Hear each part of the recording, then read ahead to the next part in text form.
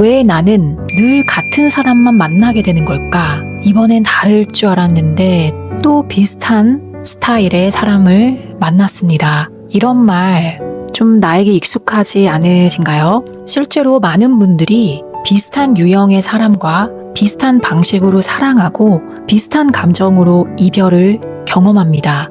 그리고 혼자서 자책합니다. 도대체 내가 또 뭘 잘못한 걸까? 그런데요, 그 반복의 원인은 여러분들의 잘못이 아니라요, 여러분 안에 익숙한 감정 때문일 수도 있습니다. 한번 생각해 보신 적 있으신가요? 이런 사람을 만나는 연애 패턴은 부부관계에서도 인간관계에서도 동일한 작용을 하게 됩니다. 사람만 다를 뿐이지 늘 같은 감정으로 관계가 끝나버리는 인연, 연애, 사랑.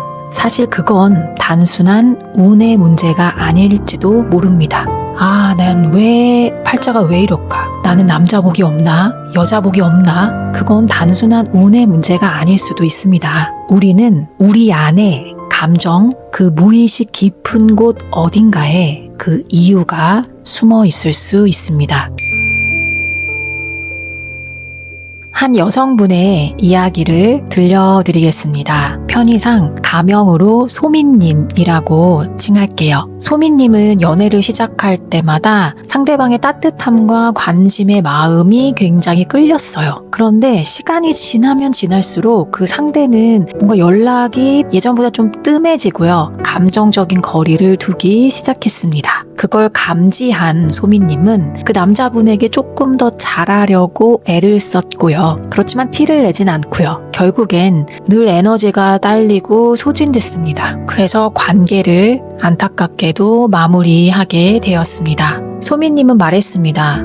왜 저는요, 늘 이런 사람들만 끌릴까요? 소민님이 상담을 통해서 알아차리게 된 건 연애가 아니라요, 자신 안에 자리 잡고 있었던 신념이라는 것이었습니다. 우리 안에는 내가 이렇게 살아갈 수밖에 없는 아주 뿌리 깊은 믿음이나 신념이 누구나 자리 잡고 있는데요. 이 소민님의 경우에는 나는 쉽게 버려질 수 있는 사람이다. 나는 버림받을 것이다. 이런 믿음이 자리 잡고 있었습니다. 그 믿음은 어린 시절에 주로 형성될 수 있습니다. 소민님은 특히 엄마와의 관계에서 만들어졌는데요. 어렸을 때 소민님이 엄마한테 자신의 감정을, 느낌을 표현할 때마다 엄마는 넌 또 예민하게 왜 그러니? 그 정도는 참아야지. 그 정도는 참을 수 있잖아. 라는 그런 말들을 자주 들어왔습니다. 그래서 소민님은 점점 엄마 앞에서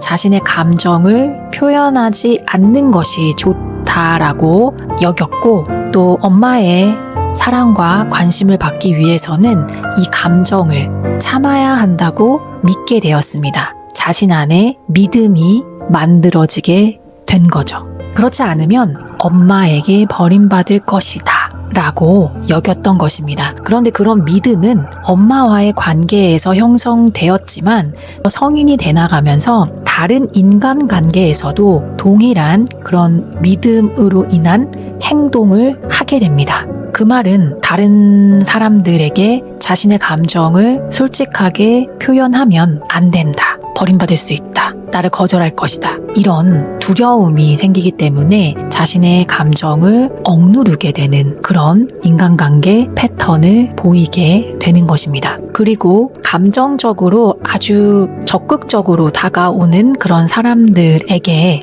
오히려 거부감이나 불편함을 느낄 수 있습니다. 네, 우리는 종종 나를 방치했던 사람과 나의 감정을 좀 등한시 여겼던, 무시했던 그런 사람과 좀 비슷한 이성에게 끌리는 경험을 하곤 합니다. 사실 머리로, 생각으로 봤을 때는 이건 아니야, 자상하지 않잖아, 이건 아니야, 나를 정말 사랑하는 게 아니지 라고 말하고 있습니다. 머리는 그렇게 잘 알고 있어요. 그런데 마음은요, 자꾸 자꾸 그 사람의 감정으로 이끌리게 됩니다. 그 이유는요, 어릴 때부터 그게 좀 익숙했던 감정이기 때문입니다. 그것이 좋냐 나쁘냐를 떠나서요. 옳고 그름을 따지는 것을 넘어서서 그냥 익숙한 거예요. 그래서 성인이 돼서도 그런 익숙한 감정을 그냥 받아들이는 게 무의식적으로 편안한 겁니다. 어쩌면 그 거리감조차 어릴 적 상처를 재현하고 있었을지도 모릅니다. 어릴 적 엄마와의 관계에서 경험한 상처들은요, 성인이 되어서도 그런 비슷한 패턴의 사람들을, 특히 이성을 만나면서요, 그 상처를 고스란히 느낄 수도 있지만 그 거리감 느끼는 그 감정이 워낙에 익숙했던 감정이기 때문에 우리는 변하는 것 자체가 두려움을 느끼고 안정감을 깨는 거라고 여기기 때문에요. 계속 그 상태를 유지하고자 하는 항상성을 가지게 됩니다. 그래서 어릴 적 상처를 계속 경험하는 패턴을 반복하고 있는 것일 수도 있습니다.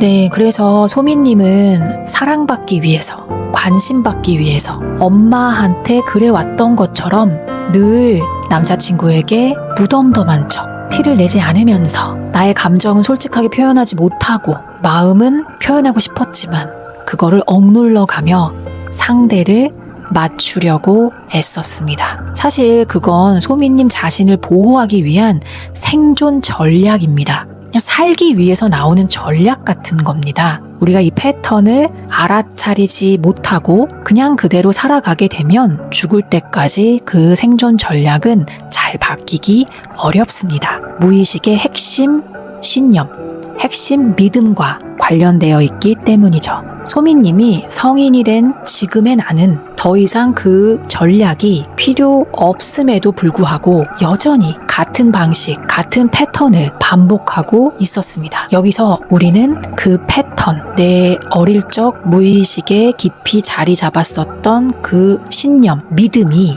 커서도 대인관계를 하는 데 있어서 여러 가지 어려운 인간관계 패턴, 연애관계 패턴을 만들어내고 있다라는 것을 알아차린다면 그 패턴은 바꿀 수 있습니다. 보통 상담에서는 이런 분들과 함께 몇 가지 과정을 밟아가면서 진행을 하게 되는데요. 먼저 감정의 뿌리를 찾습니다. 어디에서 기인한 것이었는지 그 부분을 찾아봅니다. 그리고 그 반복되는 반응, 그럴 때 내가 느끼게 되는 감정, 생각들, 행동들, 그리고 나의 신체 반응들, 이런 부분들을 알아차리고요. 그 감정을 인식하고 그리고 감정을 조금 더 안전하게 표현해보는 연습을 해볼 수 있습니다. 그리고 내 핵심 믿음, 핵심 신념에 대한 부분을 다시 재구조화해보는 과정을 거치기도 합니다.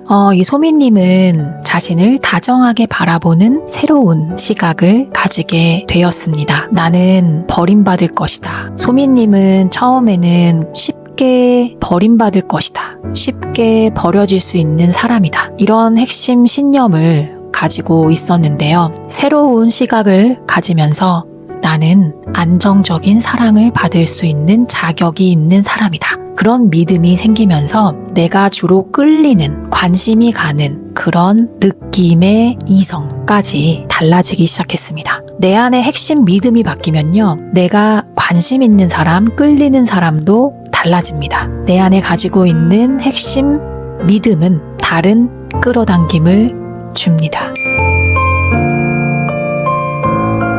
네, 이 반복되는 연애 패턴, 인간관계 패턴, 이런 패턴들은 사실 지금까지 내가 끌어안고 살아온 감정의 거울일 수 있습니다. 그 감정을 들여다볼 용기, 그것이 바로 새로운 관계의 시작입니다. 네, 혹시 지금 비슷한 패턴을 반복하면서 마음이 많이 지쳐 있다면 그건 여러분이 문제가 있어서 그런 것이 아닙니다. 여러분은 내 안에 있는 그 깊은 무의식의 감정이나 생각들, 신념들을 그냥 오랫동안 좀 안 본 것일 뿐일 수도 있어요. 그냥 외면해왔을 뿐일 수도 있습니다. 내 안의 감정을 이해하는 일, 그 감정과 연결되는 믿음, 신념을 이해하는 일, 그리고 그 감정과 함께 살아가는 법, 그 여정을 고요한 물결이 함께 하겠습니다. 고요한 물결 블로그나 상담 안내는요, 댓글창에서 확인해 보실 수 있습니다. 네, 오늘도 여러분 시청해 주셔서 감사합니다. 여러분, 오늘도 사랑합니다. 사랑입니다. 사랑하세요. 고맙습니다.